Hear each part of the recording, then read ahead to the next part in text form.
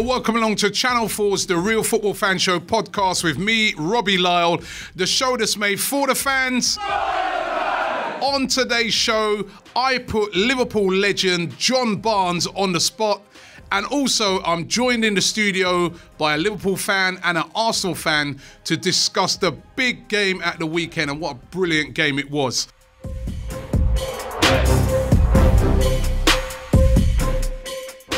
Here they are with me, and I know it's going to be a lively show today. An Arsenal fan and a Liverpool fan. We've got Troopz representing Arsenal. I'm sure if you're familiar to social media, you know Troopz, a regular on AFTV. He also has his own channel called Troopz TV. And I've also got Drifty, a massive Liverpool fan. Drifty from the Football Banter Show. Hi, welcome along, guys. What's up, what's up, What are you telling me? What are you telling me? Listen, we've got to get straight into it. First of all, it was a great game at the weekend. Just before I get your guys' opinion on it, we're going to take a listen to what some of the fans were saying after the game. There was a lot of players. I thought Ozil worked really hard today. I thought Mustafi was good, given what we were all saying before he came into the game. Rob Holding, Bellerin, you know, there was good performances all round. I still feel that Iwobi should have started, and we would have maybe caused more of a problem, as we looked really dangerous when he was on the pitch. This can give us so much confidence for the rest of the season. Tough for us today. We'll take a point. We struggled a bit. I think you guys gave us a bit of a surprise. We lost it in midfield. Merson, what are you telling me, bro? I'm looking forward to hearing your analysis on this game. You get me? Because all that shit you were talking, 4, 5, 6, are you fucking mad, blood? Listen, we are not a banter team no more. Yeah, I said it. We're not a joke club no more. Yeah, them days are done. Yeah, dead and gone. You understand? You see today, Liverpool were on the ropes. Some great talk there, and it was you there, Troopz, which was the voice we heard there at the end, and you thought that Liverpool were on the ropes. Yeah, blood, like, come on, fam, like, yeah, they had a goal disallowed, like, we had a goal disallowed, you understand? Their goal was onside, though, I'll be real with it, but, like the way Liverpool fans are going, and, like, it was just a one-way game, you get me? Like, there was two teams in this game, we had hella chances, you understand? The difference with this year and last year is, last year we were clinging on for the draw. You understand? We were holding on for the point. This year, we were going for the win in the end. You understand? It was Liverpool that when it went 1-1 kind of sat back. The only chance they had when it went 1-1 is straight away, when they kicked off. And Mane had that chance. And that's what pissed me off with the Liverpool fans. Because I'm saying to myself, like, blood, like, we done well in the game. Like, why would we not be proud of getting a 1-1 against one of the title favourites? You understand? Drifty, I know I saw some of your social media activity, and you was going in on Arsenal fans because you were like, why are they celebrating a 1-1? And you can see, like, Troopz there, he was happy that Arsenal got 1-1, but you was like, why are they celebrating that? Yeah, I mean, see, the thing with the game, yeah, I don't really think it was a good game overall. I think the second half made the game feel better. I feel like the first half was mad messy. Neither team were passing well. It was like, I don't know, it was like watching a lower league game. It was like, I don't know, it was mad. Second half picked up a bit, like second half did get a bit better, do you know what I mean? But I think the reason I had my review I did before I even touched social media was a normal review, like I was giving Torreira credit for playing well, you know what I mean? Iwobi did play well when he come on for the little bit of time, you know what I mean? And like, I was like, as complimentary as I could be to Arsenal as the team who was like, you know what I mean, versing you, man. But then it was when people was like saying, oh, Liverpool is shit, and I thought they were good, all this money spent, and they're a dead team. It was like, rah, Arsenal fans never come out this game feeling like me. Like, they come out like wanting to take shots. So it was like, that was just a reaction to like all the stuff that I was seeing on But looking at Arsenal as a Liverpool fan, did you look at that game and say, you know what, actually, they are a better team than I thought? You handled the situation for us being a big team better than I thought you might. Like, I was one of the people who was like saying, yeah, for real, they played a lot of teams where if the team would have took their chances, they would have won. Do you know what I mean? Watford, Everton, there was a lot of games I was like, this Arsenal team can be got at. But you know what the problem is? Klopp has changed a little bit in the way he plays, and I get it. He come out and he said why it's changed. I understand. We can't be gung-ho no more, otherwise we'll run out of steam come, like, you know what I mean, January, February, March times. So I get it. But what gave us our edge was what we did. that high press, do you know what I'm saying? Attacking teams from the front. And I feel, say, true, you man are trying to get this like pass from the back thing. You were there for that.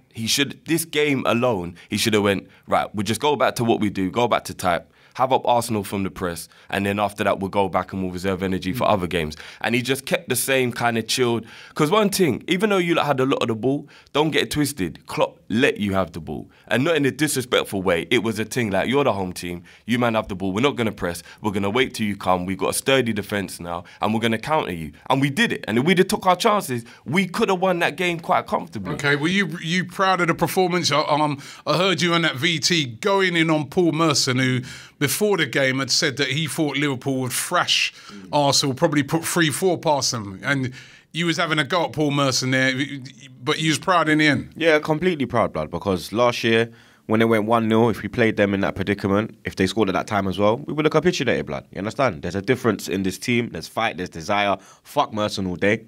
You understand? Wherever I go, I'm screaming it. Like, I don't care, blood. Like, the man's absolute clown, flam.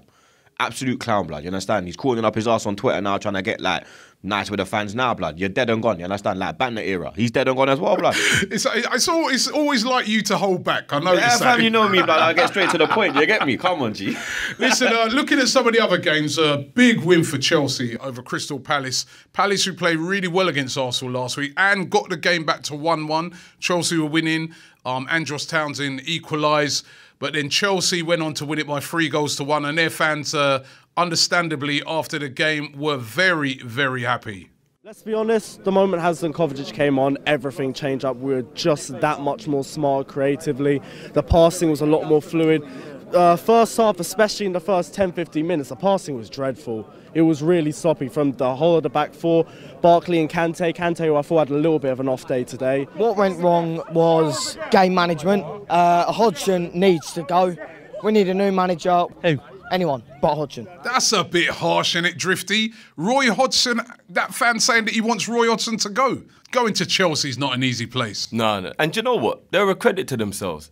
I feel like there was a point in the game where I was like, Crystal Palace is going to take the lead. Do you know what I mean? Zaha was doing bits like always, and they actually had like 1 or 2 chances to go ahead before Eden came on, and he's a game changer, isn't it? He's that guy, and then... Is he the best player in the league, Hazard?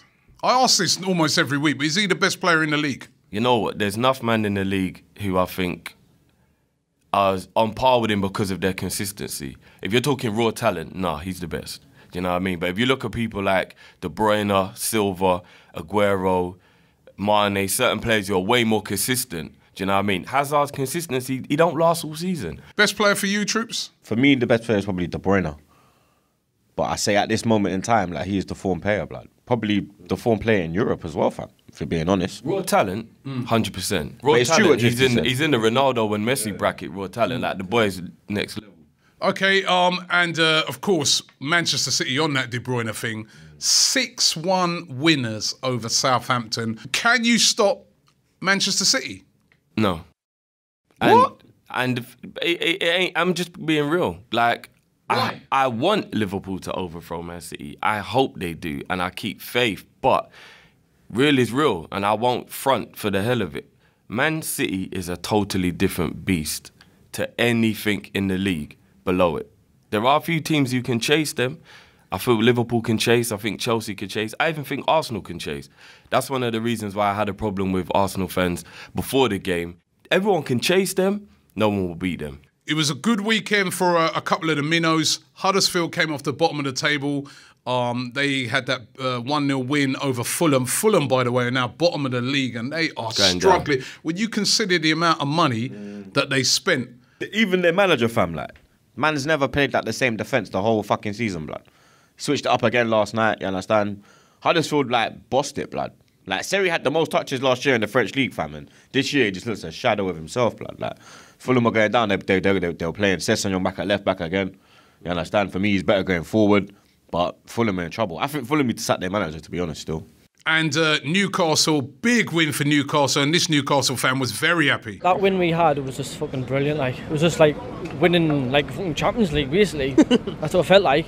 But it was just absolutely class. 3 points, I'm over the moon. Kicks on our season, I think, now. Newcastle fan, they're really happy, and they should be. They're going to survive, though, Drifty. I mean, it's all right beating Watford at home, and I'll tell you what, I watched that game, and they were very fortunate as well. If Watford had took their chances in the first half, that could have been a different game. But do you think under Rafa Benitez, Newcastle will survive? Yeah, 100%. He's too good a manager for them to go down. They've got a lot of issues going on right now, but it'll turn it round. It'll turn it round. If they go down, it will be a massive shock, even though they've started really poorly. The manager ain't playing on the pitch, you know. Yeah, I know, but I'm talking from first hand. The guy has gone through some adversity as a Liverpool man and come true, and I think he'll do the same at Newcastle. Oh, that's why you're backing him. Oh, yeah, 100%. Ex-Liverpool manager. 100%. Forgot he went Chelsea. 100%. You know what? You forgot that one, innit? You know what? In modern day football, you got to do what you got to do, innit? But he'll always be a Liverpool legend. The man won us the Champions League. Ready?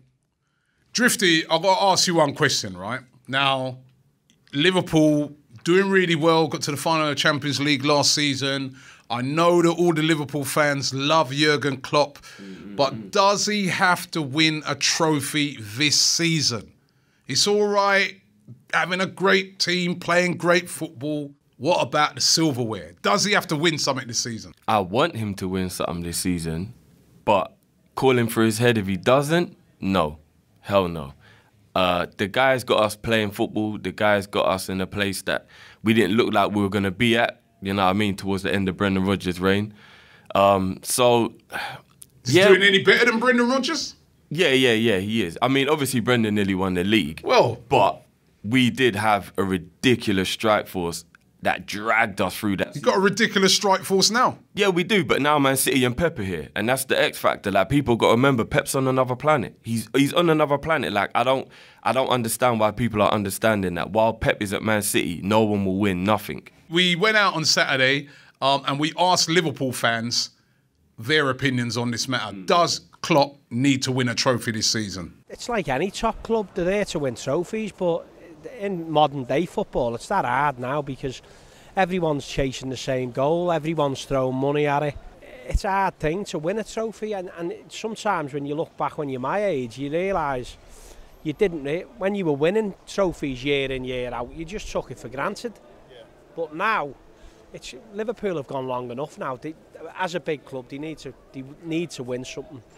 He's come so close on so many different occasions, and I do think that this season, if he doesn't win a trophy, we're going to start asking questions of like, is it ever going to happen? Yeah. And it will be interesting to see if we don't win a trophy, because then it'll be 3 years without one.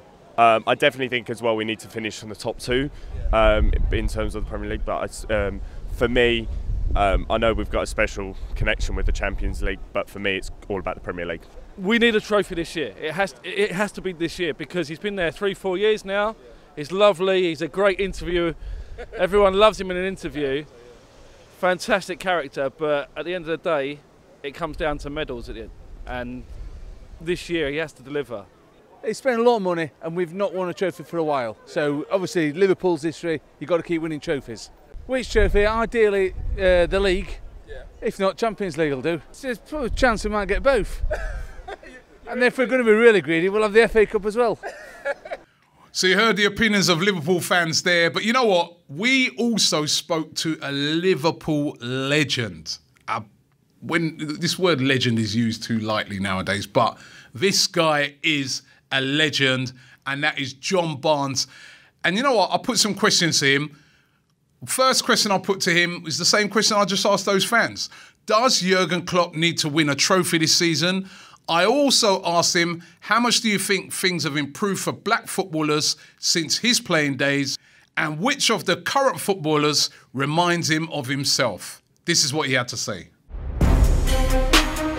Well, Robbie, Jürgen Klopp doesn't have to win a trophy this season because Liverpool are moving in the right direction, and winning a trophy in many respects has a lot to do with luck, because we can win a trophy, we can win the FA Cup 100% if we play, and all due respect to these teams, Swindon in the second round, Coventry in the third round, which we could.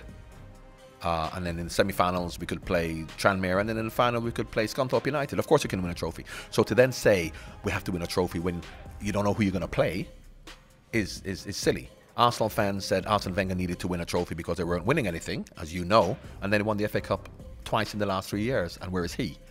But what we have to do is we have to be competitive in every game we play and show that we are competitive. So for me, we have to get closer to winning the league. So if we finish second, 1 point off Manchester City, and don't win a trophy, would that be more successful than finishing fourth and winning the League Cup? So the whole idea of winning trophies, what has to happen? The league is the most important thing, because the league shows you who you are. Week in, week out, how good you can be the closer you get to the top. As I said, you can win a trophy by being lucky or playing nobody. So I don't think he has to win a trophy to be successful. But what he has to do for me is to get much closer to the top, which he obviously is. No footballer reminds me of himself because football is a different time now whereby the laws are different. So even if you may look at, I don't know, not that I think he's anything like me, but if you want to talk about either Raheem Sterling or Mo Salah or whoever you want to talk about, and unfortunately I get compared with a lot of players when they happen to be black. Never mind that one's a short, right-footed player, but we're both from Jamaica, so of course we're all the same, aren't we? So unfortunately that happens a lot. But with the laws being different, that even if players like me, I wouldn't be allowed to, somebody touches me, go down and get a free kick.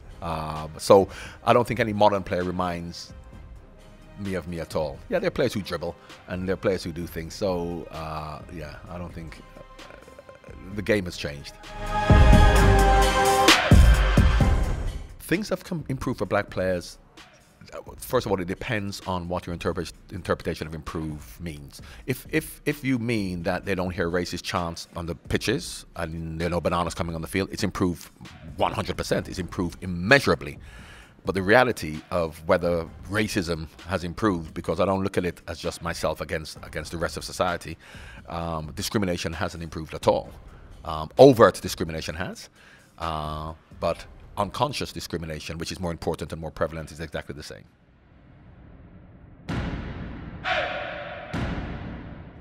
Absolute legend there, Drifty. John Barnes. Reason I support Liverpool, love him. Why? Just, you know what I mean, growing up, there wasn't many black people that were in certain teams, you know what I mean? And my dad, obviously, being from Jamaica, used to just cheer him on. And I used to watch this guy mesmerised, and I was like, yeah, my dad's right. I'm going to follow this, you know what I mean? I'm going to follow this brother here. And then, obviously, once he left Liverpool, it was already in my DNA, so real legend. The reason you supported Watford, he started there. I was a bit too young then. That was before me. That is true. What did you make of his comments there about you know, we asked him about, you know, has it changed for black footballers? He's saying that there's improvements because you don't see that sort of stuff no more, but he's still saying that there's racism in the game, basically, is what he's saying, isn't it? Yeah, I mean, racism will never die, let's be honest, do you know what I mean? Like, at least we've got it to the point now where during a game a player doesn't feel, you know what I mean, because of the colour of his skin he's going to be abused. But yeah, I think Barnes is right. On the field, it's definitely okay. Off the field, it'll never change. What about you, Troopz? When John Barnes was playing, you would have never seen a football fan like me talking about football. You understand? On like social media, like that's what kind of scared me from kind of going on AFTV the first time. Couple European countries, they need to lock it down still, but it's really improved. Okay, listen, it's time now to get into the Baller and Wasteman of the Week, regular feature here on the Real Football Fan Show. Every week I have 3 candidates for each category. Now, in the Baller of the Week category, which of course that's that person, player, team who've been absolutely outstanding this week, I've got 3 candidates. Candidate number 1, Manchester City. Another 6-1 win, brilliant. Drifty's all over them, saying he loves them. They're going to win. They're going to win everything going. Undercover City fan. But Man City were brilliant. Huddersfield, give it up for Huddersfield. Give Huddersfield a clap, man. Come on. Yeah, big up Huddersfield, man. Got their first win of the season, and I'll tell you what, the atmosphere at that stadium was absolutely electric. Those fans really get behind them. And candidate number 3, Leicester City. After what happened last week, the owner unfortunately passing away in that helicopter accident, for number 1, for them to even play, and number 2, to actually go and win the game, I mean, I thought that was absolutely outstanding. And then, you know, most of the team flew off the very next day to the funeral. So to do that, the mental strength to do that was incredible. And that's why, for me, they are the Ballers of the Week. Leicester City, Ballers of the Week. Wasteman of the Week now. Merson. We don't need to get into this one, blood. Just get into Merson, fam. You understand? Actually, Paul Merson is not in my 3 candidates. I'm leaving now. Right? I think you got this agenda against Paul Merson just because he said Arsenal were going to get thrashed. Yeah, it's personal, fam. You understand? Right, the 3 candidates I've got are Fulham. Candidate number 1, bottom of the league after spending over £100 million. What are they doing down there? Terrible. Candidate number 2, Mark Hughes of Southampton. What is he doing there? You know, he's got a half-decent team, just about kept him up last season, but at the moment, that's looking like another team that could go down. They are really, really poor. And candidate number 3, the referee in the Leicester City game, who gave Damari Gray a yellow card because he took his top off to show appreciation for the owner. In a way, you know what? It's not even so much the referee, it's the authorities as well. I'm going to throw the authorities into that as well, because they should have told the referee that, listen, forget the rules for this game. Just, you know, if someone takes their top off, just leave it. So the authorities and the referee, they win the prize of Wasteman of the Week. That was ridiculous. Crazy, I'm crazy. Now it's time to get into Challenge Robbie. Now, first of all, I've got to tell you about last week. Of course, I had Sarah, the Everton fan, and I had Matty, the Newcastle fan, who took me on. It actually ended up, I got 2 points, Matty got 2 points, and Sarah got 1 point. So it was actually a draw. So I still haven't won one. I beat you.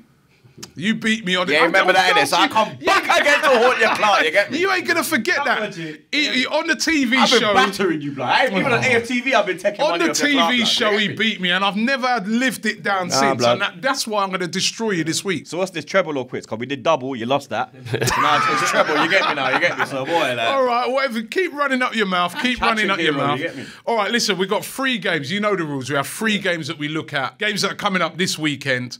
And if you get the exact score right, Drifty, you get 3 points. If you get the outcome right, you get 1 point. And obviously, if you don't get it right at all, you get 0 points, right? We're going to look at 3 games. First of all, a bit of a tricky one, right? And that's Huddersfield versus West Ham. As I said, Huddersfield got their first win of the season. Playing at home, as I said, electric atmosphere earlier on, I was saying. Against West Ham, who West Ham also won last week. Got a good team. And now it's scoring again.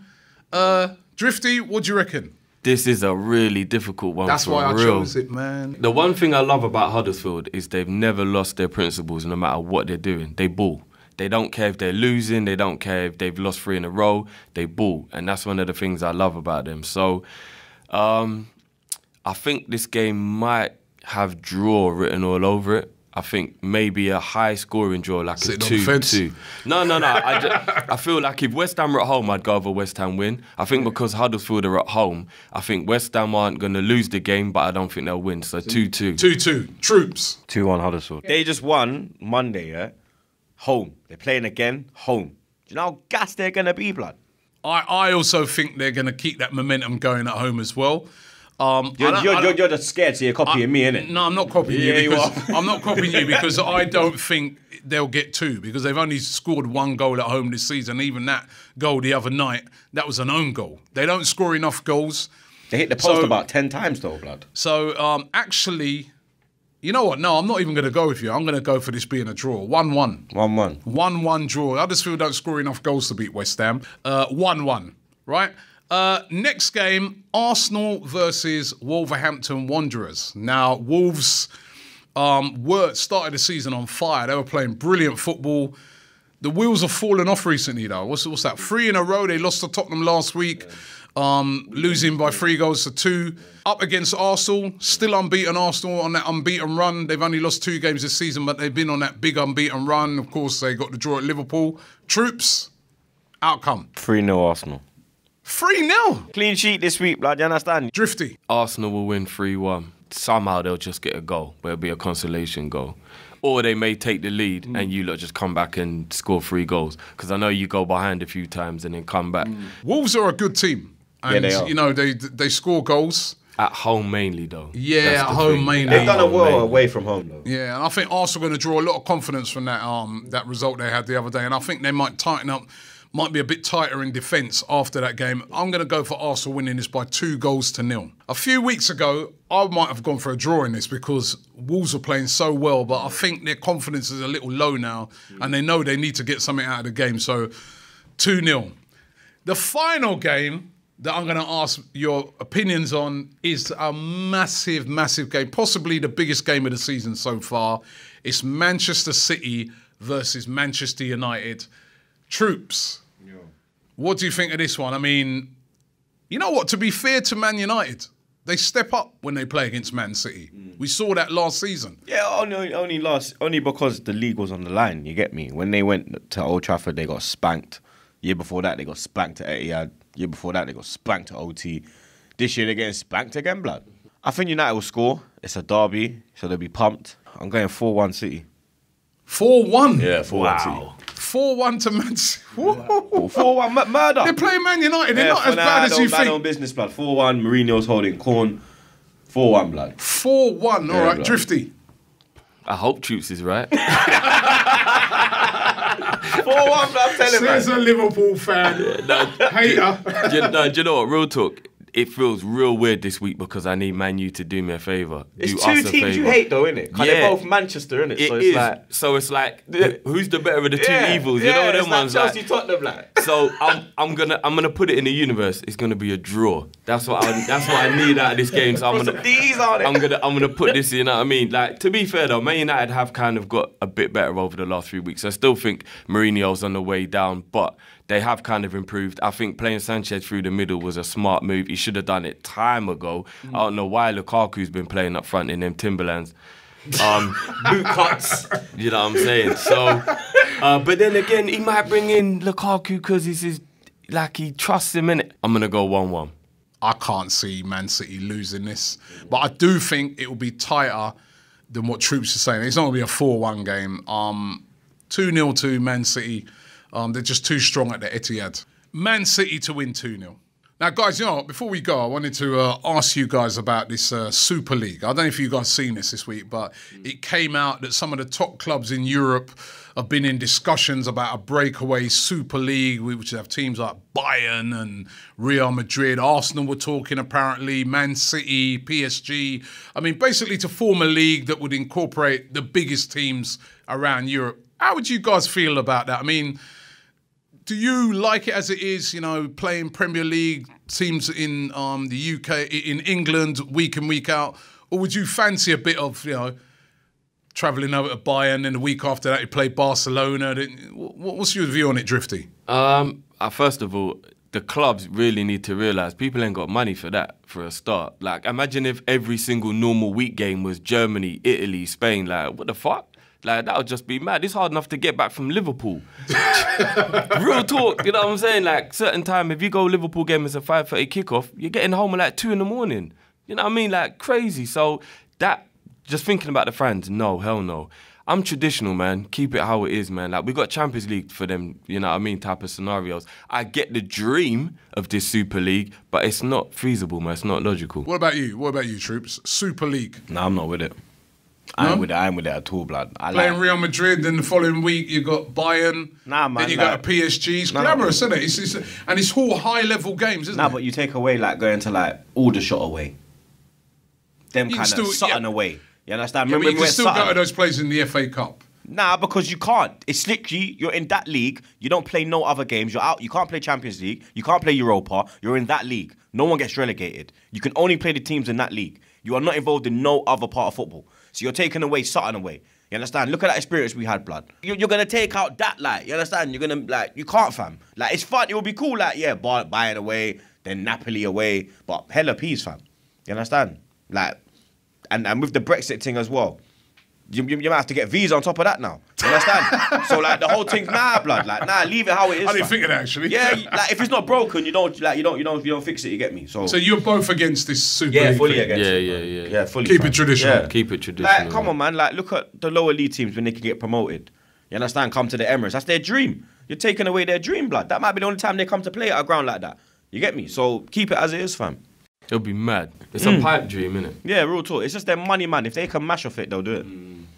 Well, we've had a lively show today. I want to thank Drifty, Liverpool fan, for coming on. Thanks for having me, man. It's been a pleasure. Pleasure to have you. And Troopz, thanks for coming on. Come on, man. Love all day. Love for real. You've been listening to Channel 4's The Real Football Fan Show podcast. Make sure you subscribe, rate us and review us. It's very, very important. And don't forget you can watch The Real Football Fan Show on All 4, made for the fans.